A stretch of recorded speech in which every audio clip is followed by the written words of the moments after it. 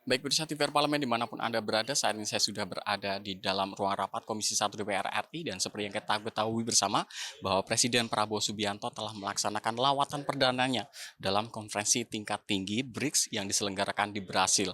Dan pemirsa, forum ini menjadi momentum penting nih dari Indonesia dalam menegaskan posisi Indonesia di kancah global maupun juga memperluas jaringan kerjasama antar kawasan. Dan pemirsa, BRICS sendiri merupakan aliansi dari negara-negara seperti Brasil, Rusia, Cina, India, dan juga South Africa yang nantinya membentuk New Development Bank di mana untuk menekan dari dominasi dari dolar dan mendorong dari penggunaan local currency. Dan pemirsa, kita akan bahas apa sebenarnya manfaat dan potensi dari kehadiran Indonesia di KTT BRICS tersebut dengan Bapak Utut Adianto dari Ketua Komisi 1 DPR RI. Bapak Utut, Pak, sebenarnya bagaimana Bapak memandang dari kehadiran Indonesia di KTT BRICS ini, Pak? Pertama, kalau hemat saya ini langkah yang bukan hanya berani, tapi ini terobosan. Kita sudah menjalin hubungan yang begitu panjang juga dengan Barat. Tetapi sekali lagi, kita yang intensi mau menjadi anggota BRICS itu dimulai dari Saudara Menlu Sugiono pergi ke Kazan. Itu 23 Oktober 2024. Dari sana kita di bulan Februari diterima. Jadi menambah Indonesia, UAE, termasuk juga Iran. Sekali lagi, kalau kunjungan gini apa sih patokannya? Patokannya kepentingan nasional first. Ini kita memperluas pasar, memperluas jaringan kerja, dan juga memperluas potensi investment ke Indonesia. Itu sebabnya orang kaya saya ini bukan hanya menghargai, kita harus proaktif. Karena we really need them.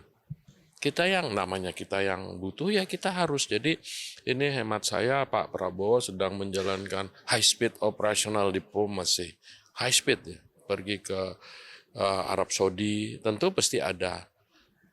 Terus beliau juga sebagai muslim umroh, terus ke Brazil. Saya dengar dari sini kembali ke Eropa sebelum ke tanah air. Misi dari ini apa? Tentu saya nggak diomongin oleh beliau, tapi analisis atau hipotetis adalah ini bagian dari penguatan diplomasi Indonesia. Perang saat ini pasti ujung-ujungnya adalah ekonomi.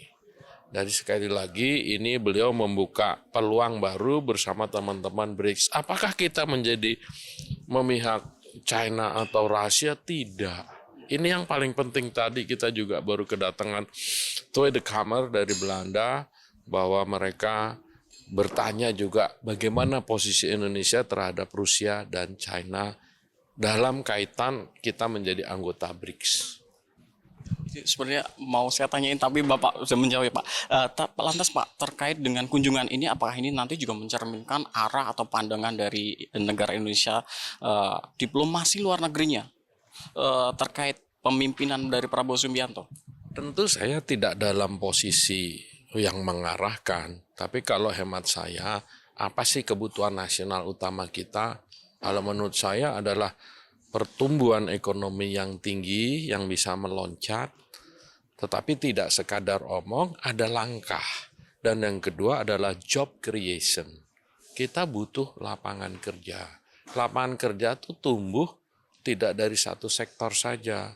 Bukan hanya dari, sekarang kan penggerak utama ekonomi kita konsumsi. Makan, minum, ini lebih dari 50%. Itu sudah benar saja, tapi kalau bisa dari perdagangan, kita ini terlalu banyak peluang yang belum bisa kita sambungkan negara-negara yang butuh. Jadi masih tradisional itu saja. Misalnya grup barat dengan US, bukan berarti kita juga bermusuhan, sekali lagi tidak. Jadi langkah ini hemat saya kita harus apresiasi, yang paling pas keperluannya apa ya yang tahu Bapak Presiden, Pak Menlu. Itu yang harus kita rumuskan dengan baik. Jangan sampai kawan lama ditinggalkan, kawan baru kita angkat-angkat, kawan baru pun juga tidak memberi apa-apa. Tapi konsep kawan lama ditinggalkan tentu tidak. kawan lama tetap menjadi pilar, kawan baru menambah kekuatan. Kalau prinsip besarnya kan itu.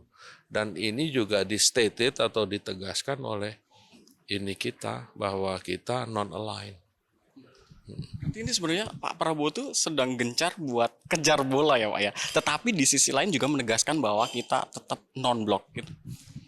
Kalau saya tentu nggak bisa on behalf dia, karena saya tidak, PDI kebetulan tidak di kabinet, tetapi langkah beliau, PDI akan mendukung sepanjang itu untuk kebaikan negeri. Langkah beliau sejauh ini hemat saya sangat oke. Kalau bahasa kerennya oke-doke. Nah tinggal sekarang antara kemauan presiden. Ini kan kalau kamu sistem nih, ini hulunya tuh desain besar. Lapangannya nih ada unit prosesor.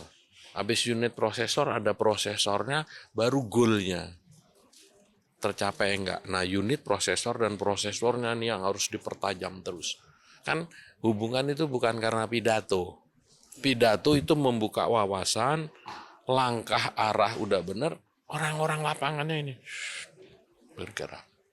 Banyak kesempatan ya Pak. Oke. Siap Bapak, terima kasih banyak Bapak atas waktunya. Selamat bertugas kembali Bapak. Iya, makasih. Saya baru nerima. Baik, terima kasih pemirsa atas perhatian Anda. Demikianlah wawancara saya dengan Ketua Komisi 1 DPR RI Bapak Udit Adianto. Terima kasih atas perhatian Anda dan saya kembalikan ke rekan saya di studio.